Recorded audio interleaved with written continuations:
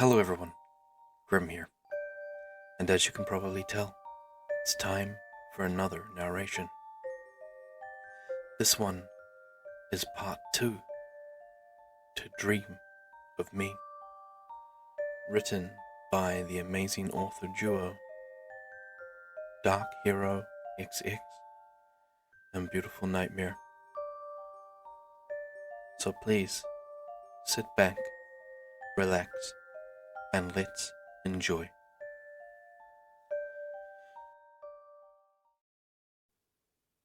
A tornado rips through a town. A boy goes missing after meeting a now burnt corpse of a dealer. Blood, snow, Amanda, and insects. Mark says these things over and over in his mind as the world around him spins. He uses these words to anchor himself, and the nausea within him starts to settle. Amanda's face keeps flashing in his memories, altering between the last time he saw her alive and the corpse he saw in his dreams. He hears a chittering in his teeth that causes him to jump up and scratch the back of his head. His whole body is shaking while the warmth of his run-down home thaws his cold skin. The man takes a moment to compose himself, taking in deep breaths and exhales as the spinning around him subsides. The world is still, yet his heart cannot stop racing. Mark grips his hands and mutters to himself. Hard-boiled detective my ass, letting stupid dreams get to me. Mark's hands won't stop shaking, and he knows what he needs. He reaches into his pocket and grabs his phone to check the time.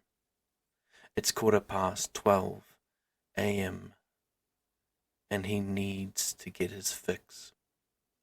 He leaves his home, gets into his car, and heads to the nearby watering hole. The building sits in the middle of town, completely unscathed from the recent tornado. Cheryl's bar either has God's blessing or the devil's luck. Nonetheless, it's the only place to get a drink around here. Mark opens the door. The bar is filled with a motley crew of patrons. He takes a seat at a small table in the corner. After a few minutes, a young woman with short red hair wearing a low-cut top and ripped jeans sets down a bottle of whiskey and a glass in front of him. "Detective?" she says in an overly serious tone, then giggles a bit. "You know the drill, Lucy. Put it on my tab," Mark says to her as he fills his glass with the dark brown spirit. He brings the glass to his lips and lets the whiskey do its work as it burns through his throat to his stomach. The alcohol fuels a flame that reignites life into Mark's numb body. The shaking ceases and he's able to focus. He pulls his notepad out of his breast pocket and reviews the notes. Another drink, then another fills his body. Everything else around him begins to fade. He's put off center when he hears the chattering at the back of his head. The noise causes a sharp pain to run down his spine, causing him to wince. His ears begin to ring, and his head starts to ache. Mark coughs, and his glass is splattered with specks of crimson from his mouth. He gets up and rushes to the restroom. He can feel the gaze of the other patrons on him. He bursts through the restroom door, and he's face to face with himself at the sink. Mark examines his reflection. His eyes are bloodshot, his nose is bleeding, and a streak of red is smeared across his mouth. Mark's stomach starts to twist and turn. The pain begins to roll up in his chest. He feels something crawling out of his throat, cutting up the insides on its way out of his mouth. Mark begins to cough uncontrollably, blood pouring out of his mouth. Within the pellets, he can see small squirming centipedes. He clutches at his throat. The pain was becoming unbearable. Then a sudden rush of cold freezes his skin. He looks around, and he's no longer in the bar's bathroom. The detective finds himself back at the snowy forest from his dream. He sees his breath as he exhales, and he spits out the rest of the blood from his mouth. He grimaces as the taste of whiskey from his mouth mixes with iron. Mark struggles to catch his breath, the icy air filling his lungs. He looks around, taking in his surroundings, when a sudden scream breaks the silence. "Amanda!" he shouts as he rushes towards the scream's direction. Mark couldn't think straight. He didn't care where he was or how much pain he was in.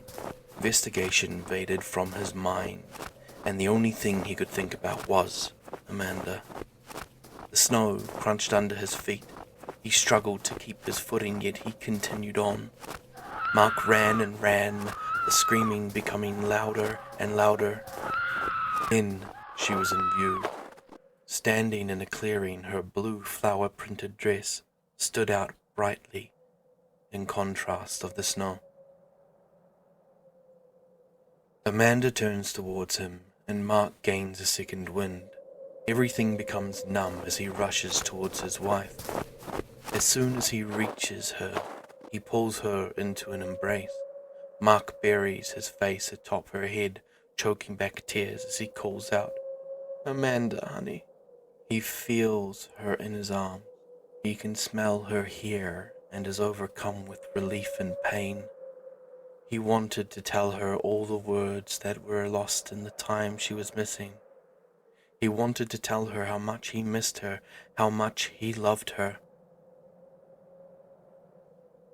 Mark wished desperately for time to stop at that moment. But as that thought passed, he felt something crawling on his arms.